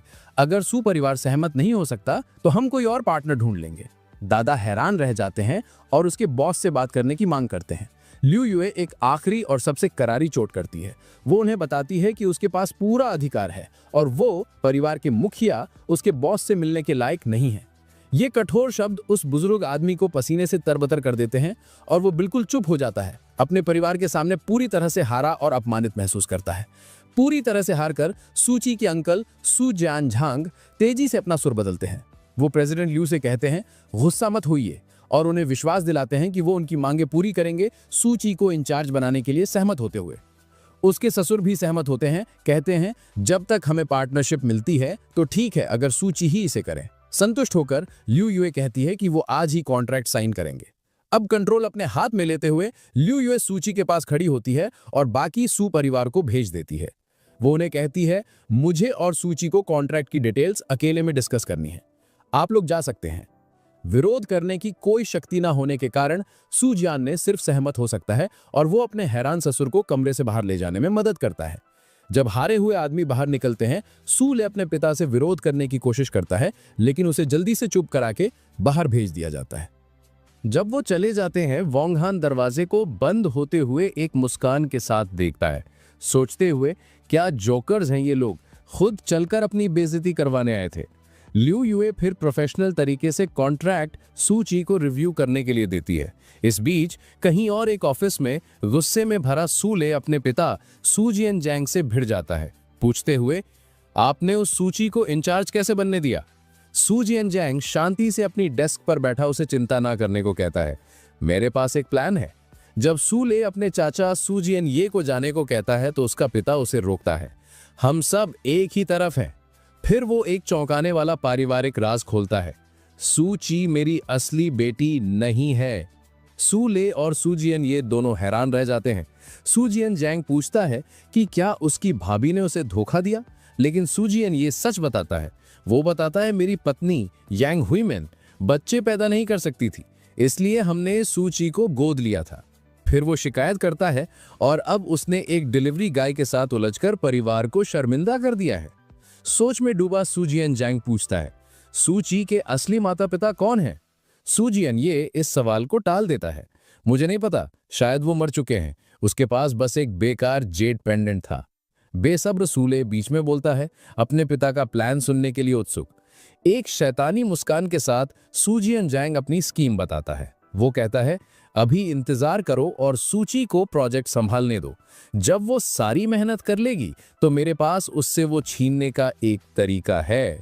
प्लॉट को समझते हुए सूले के चेहरे पर एक कॉन्फिडेंट शातिर मुस्कान आ जाती है। सूट पहने और हाथ में सिगरेट लिए वोंग हान ड्यूटी पर खड़े 2 सिक्योरिटी गार्ड्स के पास जाता है और लाइट मांगता है। एक भारी भरकम गार्ड उसे लाइटर देता है। वोंग हान के फॉर्मल कपड़े देखकर गार्ड सोचता है कि वो इंटरव्यू के लिए आया है, पर वोंग हान मना कर देता है। जिज्ञासा से गार्ड पूछता है, तो फिर तुम यहाँ क्या कर रहे हो? बहुत आराम से वोंग हान बताता है कि वो एक डिलीवरी गाय है। ये सुनकर दोनों गार्ड जोर से हंस पड़ते हैं। उनमें से एक मजाक करता है, डिलीवरी गाय और सिक्योरिटी गार्ड्स तो उम्र भर के दुश्मन होते हैं। वोंग हान हल्का हंसता है, लेकिन फिर देखता है कि दोनों गार्ड्स अचानक गंभीर होकर सीधे खड़े हो गए हैं। वो पूछता है, क्या हो रहा है? अचानक गार्ड सख्त मुद्रा में खड़े हो जाते हैं। एक दूसरे से कहता है, प्रेसिडेंट सू आ गई है। भारी भरकम गार्ड प्रशंसा से समझाता है कि प्रेसिडेंट सू कंपनी की सबसे सुंदर महिला है और उन्हें रोज देखना उसे काम करने की प्रेरणा देता है। वोंग हान उन पर हंसता है कि वे एक औरत के लिए इतना उत्साहित हो रहे हैं। नाराज गार्ड उसे कहता है, इतना ऊंचा मत बन, याद रख कि एक डिलीवरी गाय होकर तो हमसे बेहतर नहीं है। उसी समय एक शालीन सूकी वहां आती है। दोनों गार्ड जोश और सम्मान से उन्हें प्रेसिडेंट सू कहकर नमस्ते करते हैं। सूकी उनकी मेहनत को सराहती है और कहती है कि वो अपनी कार लेने जा रही है। जब सूकी अपनी लाल स्पोर्ट्स कार की ओर बढ़ती है तो भारी भरकम गार्ड बहुत खुश होता है और अपने साथी से शेखी मारता है कि प्रेसिडेंट सू ने उससे बात की। वोंग हान ये देखकर पूछता है, क्या इतनी बड़ी प्रतिक्रिया जरूरी है? गार्ड वोंग हान के पास आकर उसके कंधे पर हाथ रखता है और सलाह देता है, डिलीवरी गाय होते हुए भी सपने देखना जरूरी है। तभी सूकी अपनी चमकदार लाल स्पोर्ट्स कार में उनके पास आकर रुकती है। ड्राइवर सीट से वो वोंग हान को देखकर कहती है, अंदर बैठो। वोंग हान एक मुस्कान के साथ गार्ड्स को अलविदा कहता है और उन्हें याद रखने और बाद में मिलने का वादा करता है। फिर वो लग्जरी कार की पैसेंजर सीट में बैठ जाता है। दोनों गार्ड्स बिल्कुल जमे रह जाते हैं। वे हैरानी से देखते रह जाते हैं कि जिस साधारण डिलीवरी गाय पर वे अभी तरस खा रहे थे, वही उनकी खूबसूरत और पहुंच से बाहर बॉस के साथ चला गया। ड्राइव करते समय वोंग हान सूकी के खुश चेहरे को देखकर कहता है, लगता है सब कुछ अच्छा हुआ। सूकी मानती है और बताती है कि यह उसकी दोस्त लिन सूफू की मदद से हुआ, जिसने न्यू डिस्ट्रिक्ट प्रोजेक्ट के पीछे वाले रहस्यमयी बिग बॉस को ढूंढ लिया। वो आगे कहती है कि वो इस इंसान को सामने से धन्यवाद देना चाहती है। मजाक में वोंग हान कहता है, उसे जरूर धन्यवाद देना चाहिए। फिर वो विषय बदलते हुए बताता है कि उसने सिविल अफेयर्स ब्यूरो से बात कर ली है और वे अगली सुबह उनका मैरिज रजिस्टर कर देंगे। सूकी शांति से योजना मान लेती है, लेकिन अपनी शर्तें रखती है। वो कहती है कि उसे केवल मैरिज सर्टिफिकेट चाहिए ताकि उनके बच्चे को पिता का नाम मिले, और बच्चे के जन्म के बाद वो हर महीने 300 युआन देगी। चौंक कर वोंगहान पूछता है, क्या तुम मुझे पेड कंपेनियन बनाना चाहती हो? सूकी कहती है, तुम जो चाहो सोच सकते हो। आत्मविश्वास से मुस्कुराते हुए वोंगहान हाथ बांध कर कहता है, अगर तुम सच में मुझे रखना चाहती हो तो 300 बहुत कम है। उसका जवाब सुनकर सूकी गुस्से में आ जाती है। वो कहती है, ज्यादा मत बढ़ो, एक डिलीवरी गाय महीने में कितना कमा सकता है? 300 काफी है। गुस्से में वो एक्सेलरेटर पर जोर देती है और लाल स्पोर्ट्स कार शहर की सड़क पर तेज दौड़ने लगती है। जल्दी ही वे एक महंगे और आधुनिक रेजिडेंशियल कॉम्प्लेक्स के गेट पर पहुंचते हैं। गाड़ी पार्क करने के बाद वोंगहान उतर के दरवाजे से टेककर सूकी को चढ़ाते हुए कहता है, लगता है तुम्हें रास्ता अच्छे से पता है और तुमने मेरे घर का रास्ता याद कर लिया है। परेशान होकर वो जवाब देती है, जीपीएस हो तो कहीं भी जाया जा सकता है। कॉम्प्लेक्स के अंदर चलते समय वोंगहान का फोन बजने लगता है। वो सूकी से कहता है, थोड़ा रुको, मुझे कॉल उठानी है। वोंगहान आराम से कॉल उठाकर बूढ़े आदमी से पूछता है, क्या हो रहा है? सामने वाला बताता है कि एक शिपमेंट को ब्लैक ड्रैगन सोसाइटी ने पकड़ लिया है और उसे ये मामला संभालना होगा। वो ये भी बताता है कि समस्या हल करने के लिए एक कार्ड उसके दरवाजे पर छोड़ा गया है। वोंगहान आत्मविश्वास से मान लेता है और वादा करता है कि अगले दिन दोपहर तक सब ठीक कर देगा। फिर कॉलर अचानक विषय बदलता है और पूछता है, क्या तुम सच में शादी कर रहे हो? ये सुनकर वोंगहान चौंक जाता है और गुस्से में पूछता है, ये बात किसने बताई? बूढ़ा आदमी बताता है कि लिंकिंग यूनियन ने कहा है और आरोप लगाता है कि वोंगहान बिना इजाजत शादी करने की कोशिश कर रहा है। वो डांटते हुए पूछता है, इतनी अमीर लड़कियों को छोड़कर तुम सू परिवार की छोटी लड़की से क्यों शादी करना चाहते हो? वोंगहान माहौल शांत करने की कोशिश करता है और समझाने लगता है, लेकिन बूढ़ा आदमी बीच में ही काट कर कहता है, कोई स्पष्टीकरण की जरूरत नहीं है। वो एक डरावनी खबर देता है कि उसकी बड़ी बहन अगले दिन खुद उससे सवाल करने आ रही है और उसे तैयार रहना चाहिए। ये सुनकर वोंगहान घबरा जाता है। वो विनती करता है, इतना सख्त मत बनो, क्या मैं उसकी मुलाकात से बच सकता हूँ? लेकिन कॉल अचानक खत्म हो जाता है। गुस्से और तनाव में वोंगहान फोन काटता है और बड़बड़ाता है कि वो उस बूढ़े आदमी से बदला लेगा। उसकी बेचैनी देखकर सुखी पास आकर पूछती है, क्या हुआ? वोंगहान जल्दी से अपनी परेशानी छिपाता है और उसे आश्वस्त करता है कि कुछ नहीं हुआ। वो उसके कंधे पर हाथ रखकर कहता है, अब घर चलने का समय है। दोनों उसके अपार्टमेंट तक लौटते हैं और मॉडर्न लिविंग रूम में प्रवेश करते हैं। अंदर आते ही सुखी कॉफी टेबल पर रखा एक सफेद कार्ड देखकर पूछती है, ये क्या है? वोंगहान सामान्य ढंग से बताता है, ये बस किसी और के लिए गिफ्ट कार्ड है। विषय बदलते हुए वो अपनी जैकेट उतारता है और कहता है, शायद तुम्हें भूख लगी होगी, मैं खाना बनाता हूं। सुखी चुपचाप मान जाती है। सुखी सोफे पर बैठती है और वोंगहान की जैकेट पकड़े रहती है। उसके चेहरे पर हल्की सी संतुष्ट मुस्कान आती है, ये सोचते हुए कि घर पर घर संभालने वाला पति जिसकी मदद पत्नी करती है वाकई अच्छा लगता है। किचन की ओर जाते हुए वोंगहान एप्रन पहनकर सुखी से कहता है, सोफे पर बैठो, मैं जल्द ही खाना तैयार कर दूंगा। सुखी उसे धन्यवाद देती है। किचन की ओर जाते हुए वोंगहान मजाक में कहता है, अपनी वाइफ और चाइल्ड के लिए ये कोई मुश्किल काम नहीं है। आखिर मैं घर संभालने वाला पति हूँ जिसकी मदद उसकी पत्नी करती है। यह सुनकर सुखी चुप हो जाती है और हल्की हंसी के साथ सोफे पर बैठ जाती है। अगले दिन दृश्य बदलकर जोंगिंग सिविल अफेयर्स ब्यूरो में आता है। वोंगहान और सुखी इमारत से बाहर निकलते हैं। दोनों के हाथ में लाल मैरिज सर्टिफिकेट है। वोंगहान गर्व से कहता है, अब से मैं आधिकारिक तौर पर एक मैरिड मैन हूँ। सुखी हंसते हुए छेड़ती है, आज का प्लान क्या है? क्या तुम खाना डिलीवर करने जा रहे हो? वोंगहान मजाक में कहता है, अब जब मैं अच्छे कपड़े पहन चुका हूँ तो कुछ यंग लेडीज के साथ बाहर घूमने जाना चाहिए। ये सुनकर सुखी परेशान हो जाती है। वो कहती है, तुम बिल्कुल होपलेस हो, और शिकायत करती है कि शादीशुदा होकर भी उसका गुस्सा वैसा ही है। वो नाराज होकर मुड़ती है और कहती है, जो चाहे करो। जैसे ही वो जाती है, वोंगहान का मजाकिया चेहरा गायब हो जाता है और उसके चेहरे पर गंभीर भाव आ जाते हैं। वो सोचता है, सबसे पहले मुझे वही काम पूरा करना है जो बूढ़े आदमी ने दिया था। उसका मिशन उसे एक बहुत ऊंची इमारत स्काई स्क्रेपर तक ले जाता है जो ब्लैक ड्रैगन ग्रुप का मुख्यालय है। वो विशाल इमारत के सामने खड़ा होकर पक्का करता है कि यही सही जगह है। वो समूह की शुरुआत के बारे में सोचता है, याद करता है कि ब्लैक ड्रैगन सोसाइटी पहले एक लोकल गैंग थी जो अब दिखने में एक कानूनी कंपनी बन गई है। लेकिन वो जानता है कि वे अब भी गलत कामों जैसे डेड कलेक्शन और लोन शार्किंग में शामिल हैं। ठंडे और दृढ़ चेहरे के साथ वो तय करता है, अब मैं खुद देखूंगा कि उनकी असली ताकत कितनी है।